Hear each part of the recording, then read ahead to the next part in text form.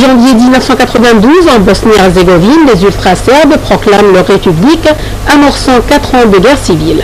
L'Assemblée serbe de Bosnie déclare la création de la République des Serbes de Bosnie et Herzégovine et le 28 février, elle adopte sa constitution en déclarant que son territoire regroupe les régions autonomes, les communes et les autres entités serbes. Ne renonçant à former un État commun avec les musulmans et les croates, Radovan Karadzic déclare que la République des Serbes de Bosnie et Herzégovine restera une partie de l'État fédéral yougoslave. Radovan Karadzic devient son premier président et Pal, ville au sud-est de Sarajevo, aux zones serbes, la capitale officielle.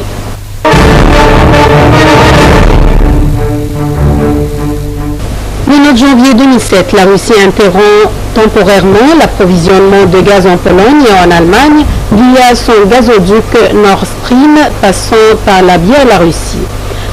Accusant la Biélorussie de détourner du pétrole transitant par un important oléoduc, la Russie a interrompu ses exportations de brut vers son voisin, perturbant par ricochet l'approvisionnement de la Pologne et de l'Allemagne. Cette mesure le bras de fer qui avait opposé la Russie et l'Ukraine il y a un an à propos du gaz cette fois. Elle marque aussi une nouvelle escalade dans les tensions entre la Russie et la Biélorussie, pourtant l'un de ses plus fidèles alliés, chacun des deux pays ayant récemment imposé des sanctions pétrolières à l'autre.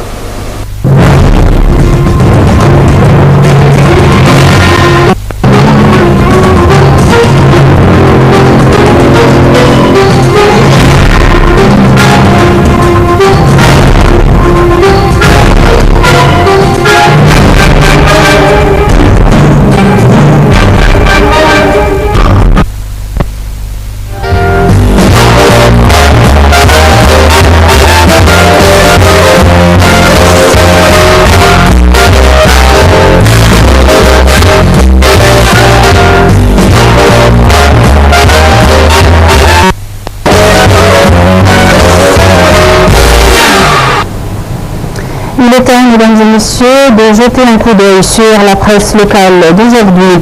Dans l'Ahram, nous pouvons lire le président Abdel Fattah el-Sisi a mis l'accent hier sur l'importance de préparer des études sur les projets qui seront examinés lors de la conférence économique prévue en Égypte en mars, en coordination avec les ministères concernés qui doivent fournir les détails nécessaires à ces études. Le chef de l'État a fait cette déclaration lors d'une réunion avec le Premier ministre en présence des ministres de la coopération internationale, Mme Nabla El-Ahlari, et celui des investissements, Salman Ashraf.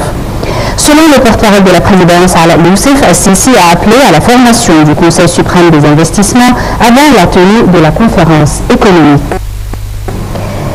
Toujours dans l'Ahram, nous pouvons lire la Haute Commission électorale a déclaré hier que les législatives seront organisées sur 2 phases, en mars et en avril, marquant ainsi la 3e et dernière étape de la feuille de route de la période transitoire. Selon le président de la Haute Commission électorale, Ayman Abbas, la première phase du vote aura lieu du 21 au 22 mars et sera consacrée aux expatriés. Les citoyens à l'intérieur du pays voteront du 22 au 23. La seconde phase aura lieu les 25 et 26 avril pour les expatriés et les 26 et 27 avril pour les résidents. La première phase concerne les 14 gouvernorats, alors que la seconde concerne les gouvernorats dont le Caire.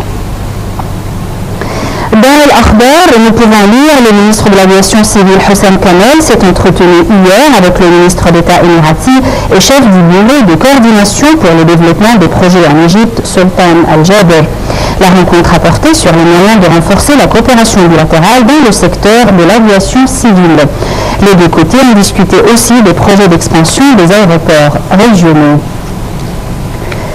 Et sur le site numérique de l'Ahram, nous pouvons lire quelques 300 pêcheurs égyptiens qui ont fui le combat en Libye sont toujours portés disparus au large de la Méditerranée à cause des conditions météorologiques. Ces pêcheurs avaient quitté la Libye à bord de 10 bateaux à partir de la ville de Misrata, où des accrochages armés sont en cours entre l'armée libyenne et la milice terroriste Fajr libyen.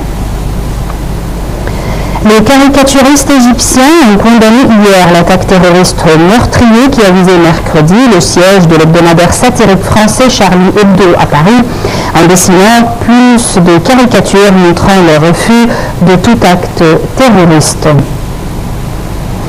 Passons à El Jumhuriya où nous lisons le président Abdel Fattah el-Sisi doit se réunir samedi.